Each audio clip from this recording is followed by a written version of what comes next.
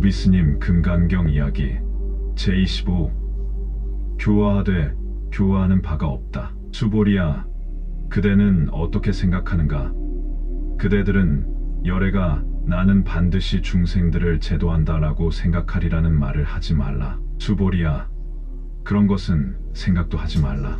왜냐하면 실은 중생이 있어서 열애가 제도하는 것은 아니기 때문이다. 만약 중생이 있어서 열애가 제도한다면 열애는 곧 나와 남과 중생과 수명이 있게 되는 것이다. 수보리야, 열애가 말하는 내가 있다고 하는 것은 곧 내가 있는 것이 아닌데 범부들이 내가 있다고 여기기 때문이니라. 수보리야, 범부라는 것도 열애가 말하기를 범부가 아니다. 그 이름이 범부일 뿐이다라고 하였느니라. 부처님이 중생을 제도한다고 생각지 마라. 교화하되 교화하는 바가 없다. 그런 뜻이다. 저 중생을 교화한다 하더라도 교화했다고 하는 그런 흔적이 있는 것이 아니다. 저 앞에서도 역설했던 것처럼 내용이 일맥상통한다. 우리가 중생이라 하든 범부라 하든 못난 인간이라 하든 우리가 편의상 그렇게 이야기하고 있지만 간단하게 못난 인간 중생 범부 이렇게 단정 지어버리고 말 수 있는 그런 존재는 아니다. 우리는 열등의식을 가질 필요가 없다. 누구의 종도 아니다. 아주 당당하게 그야말로 천상천하유와 독존으로서 우리 한 사람 한 사람이 다 그런 것이다. 어떤 종교에서 가르치는 인간을 비하시키는 그런 것과는 아주 다르다. 불교는 인간 내면의 그 어떤 가치성, 위대성을 말한다. 부처님께서 깨달았다고 하는 것이 바로 그러한 것이고 또 그러한 것을 우리 중생들에게 백방으로 이해시키려고 하는 것, 그것이 바로 팔만대장경의 가르침이다. 수보리야, 어떻게 생각하는가? 여등은 무리열애, 그렇게 말하지 마라. 무엇을? 열애가 작시녀 모대 아당도 중생이라. 내가 마땅히 중생을 제도한다고 하는 그런 생각을 하지 말라. 부처님은 그런 생각을 한 적이 없다는 말이다. 나는 중생을 제도하고 있다. 그런 생각을 하지 않는다는 것이다. 수보리야, 막작신념이다. 그런 생각하지 말라. 왜냐? 왜 그런 생각하지 말란 말인가? 실무유 중생열애 도자. 실로 어떤 중생이 있어서 열애가 제도하는 것이 아니다. 금방 말했지만 중생이라고 하더라도 그냥 우리가 생각하는 그냥 중생, 그런 인간, 그런 범부가 아니다. 그 내면을 알고 보면 어마어마한 사람이다. 불가사의한 존재고 천상천하의 유아독존. 말로는 사실 표현이 부족하다. 말이 그것뿐이니까 할 수 없이 그렇게 표현하지만 그 말 가지고도 부족하다. 대단한 존재, 사람이란 것은 정말 대단한 존재이다. 그 가치는 이루 말할 수 없다. 천금을 줘도 못 바꾸는 것이 인간이다. 온 지구를 다 주어도 살 수 없는 게 인간이다. 인간이 이 세상에 가장 가치 있는 존재이기 때문에 인간의 위대한 가치를 드러내주는 그 가르침, 그 가르침에 의해서 인간의 위대함을 우리가 제대로 인식하기만 한다면 문화재니 역사니 국가니 혹은 오랜 역사, 오랜 문화, 수많은 재산 그런 것은 의미가 없다는 말이다. 결국 중생이 아닌 것이다. 그런 의미에서 볼 때 부처님이 중생을 제도했다고 하는 그런 생각은 하지 말아야 한다. 그런 말씀이다.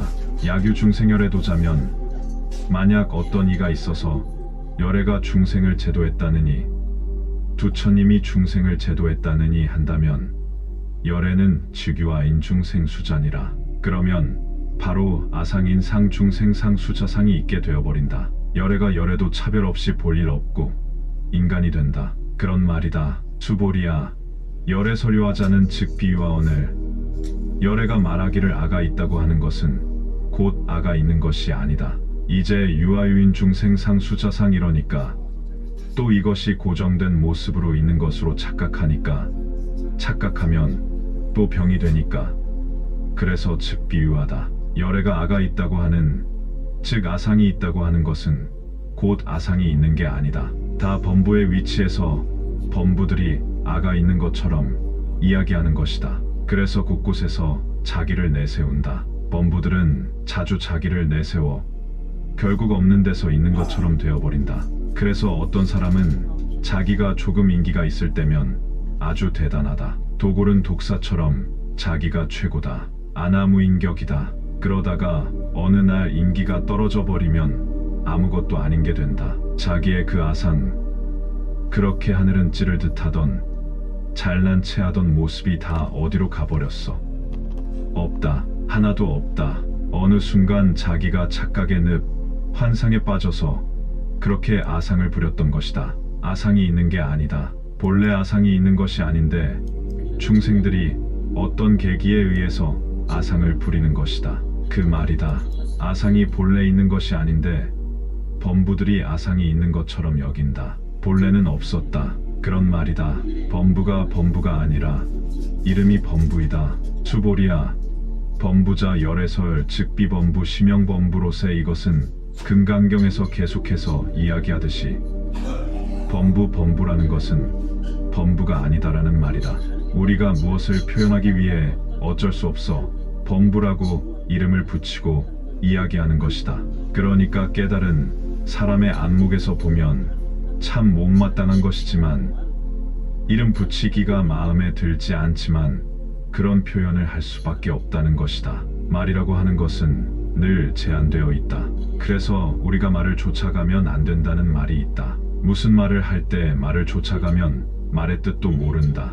뜻을 알아야지 말을 쫓아가면 안 된다. 범부 또는 중생이 진짜 범부인 양, 진짜 중생인 양 그렇게 생각해버리면 큰 오산이다. 그 속에는 부처도 들어있고 보살도 들어있고 온갖 것이 다 들어있는데 쉬운 표현으로 스님 하면 다 부처님의 훌륭한 제자이지만 그러나 개 중에는 형상만 스님이지 스님 아닌 부류도 많은 것이다. 그렇게 말에 떨어지고 형상에 떨어지면 큰일 날 수 있다. 말이나 외모, 모습, 어떤 것들에는 하나도 믿을 것이 못 된다. 그 사람을 말로 표현하지 못한다. 그 사람의 전부를 표현할 수 없다. 모습으로도 표현 못한다. 그것 금강경에서는 뭐라고 말했는가?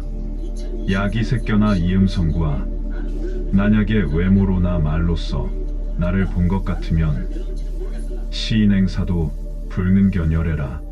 이 사람은 삿된 도를 행하는 것이다.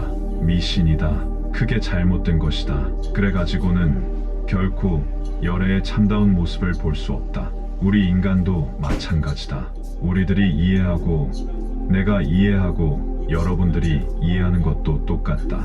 하지만 세상에는 처음에는 외모를 보고 일단 판단한다. 그리고는 말소리를 들어보고 말하는 것을 보고 판단한다. 그렇지만 그것은 올바른 판단이 못 된다. 외모나 말이 판단의 도구로 그렇게 불합리한 것임에도 불구하고 어쩔 수 없이 일단은 그것에 의지할 수밖에 없는 것이지만 조심해야 한다. 금강경의 가르침이 이것이다. 국민의 교과서가 되든 전 인류의 교과서가 되어야 한다고 나는 말하고 싶다. 사람이 세상을 살아가는 데 있어서 정말이지 금강경 같이 좋은 교과서는 없지 않은가?